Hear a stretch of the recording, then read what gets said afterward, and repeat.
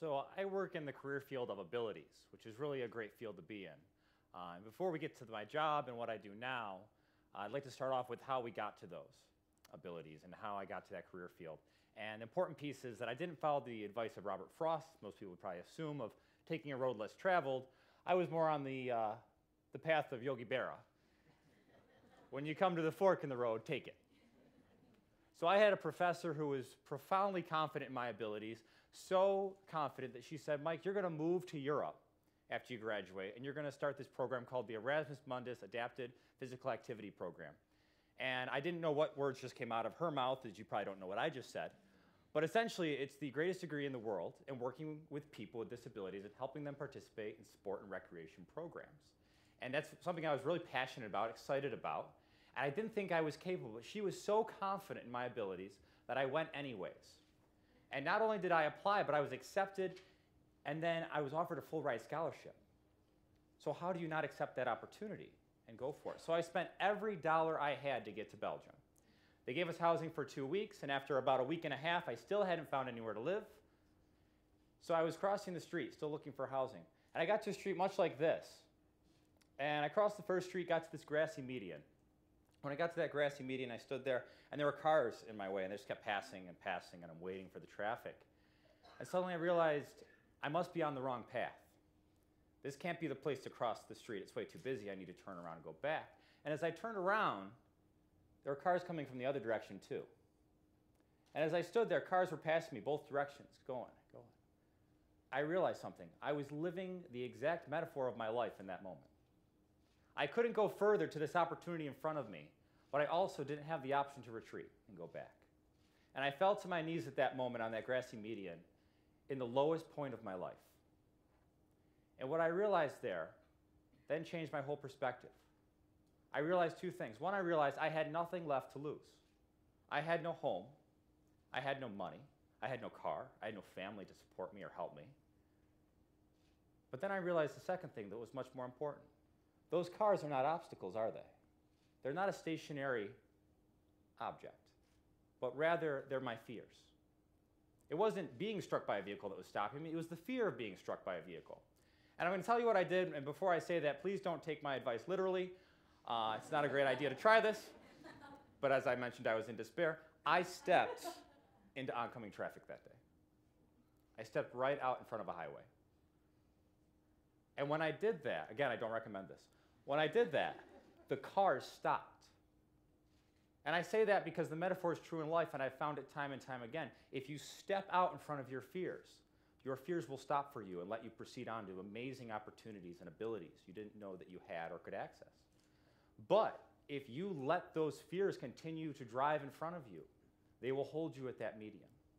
So I kept this mentality all through my degree, traveled all over the continent of Europe, came back to the United States, started my career, and I started working all these odd jobs. I have a whole other speech called The How is None of Your Business. But I think Jim Carrey summed it up the best.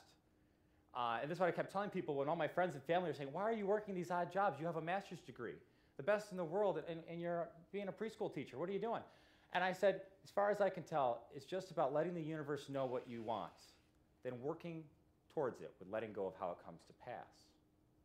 And 6 years later, as I kept working and all these odd jobs, my abilities grew and the opportunity came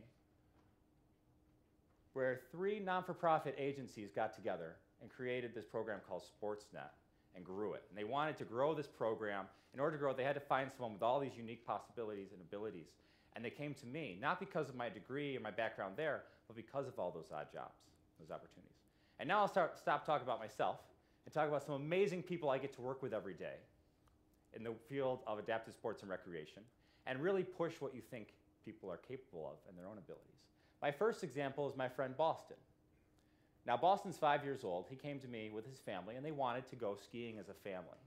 And I said, great, we've got this device called a sit ski at this program called Shared Ski Adventures, where we're going to get Boston in the sit ski, and we'll teach mom and dad how to steer it, and you can all go skiing as a family. And after 2 weeks, I've got this picture here of mom, dad, brother, and sister on a ski lift, smiling faces. So I went, I'm done, right? I did my job. On to the next case. Well, Boston wasn't done. And he told me in a full-on 5-year-old temper tantrum, "Mike, I want to ski," he said to me. "Okay, buddy, jump in the sit ski, let's go. I'll take you for a ride." Those were the wrong words for Boston. See, Boston didn't want to go for a ride. He wanted to ski. And he clarified it for me when he said, "I want to ski like my sister." Now, which one of you wants to tell a 5-year-old that because of his disability, he can't ski like his able-bodied sister? I didn't want to give him that news, so I didn't. What I said to Boston is, I've got to check with some other resources. I got together all the coordinators of the program, all these volunteers that have been with the program, some of them over 20 years, and said, what do we have? How can we make this possible? Maybe he can't walk, but can we teach him how to ski? Can we get him on his own 2 feet? And those coordinators put together all different types of equipment and ideas, bungee cords and things for liability I shouldn't mention. But that's Boston.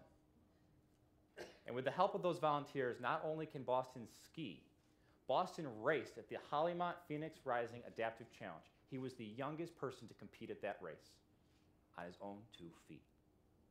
You see, Boston didn't let fears hold him back from his abilities. He knew what he was capable of. This is my friend Jerry, is my second example. Now, this quote is long before I met Jerry. I didn't prep him with this. But Jerry looks forward to a world and a society where people will stop using words that hurt, instead see people for their abilities. Now, Jerry lives in a power chair, and I choose those words carefully. He lives in that power chair. He plays power soccer with his friends. He competes on a team that he is the assistant coach of that team. He helps coordinate the fundraisers. He coordinates outreach events and awareness of what people with disabilities are capable of through sport, a lot of what we do at Sportsnet. And Jerry's such a great advocate. One day he came to me in my office, and he says, I got this new thing I'm working on, Mike, I'm real excited about. And I thought it was a new play, a new soccer something, because we're always talking sports, Jerry and I. He hands me his business card. Jerry now started his own business, and he goes to local Rochester businesses and helps them to be more inclusive of people with disabilities and advocating as a whole, all from a power chair. So there's all kinds of barriers that Jerry must face on a daily basis that we take for granted, but he doesn't let that stop him. He steps out in front of those fears of rejection, those fears of not being able to, and succeeds. So I want to end with this point, with this visual, because we live in a positive world. My travels, my experiences have proven this time and time again, but we also live in a world with a lot of negative people. And those aren't bad people. Those people could be your friends, your family, they'll even be your loved ones, and they're telling you things that you can't do and putting fears in front of you because they're facing fears and they're afraid for you and for themselves. And if you listen to them and you listen to your own fears, you'll be trapped on that grass median. But if you can step out in front of your fears, and much like my professor can encourage others to step out in front of theirs, that's where we find our true capabilities, our possibilities, and how we make a better world. Thank you.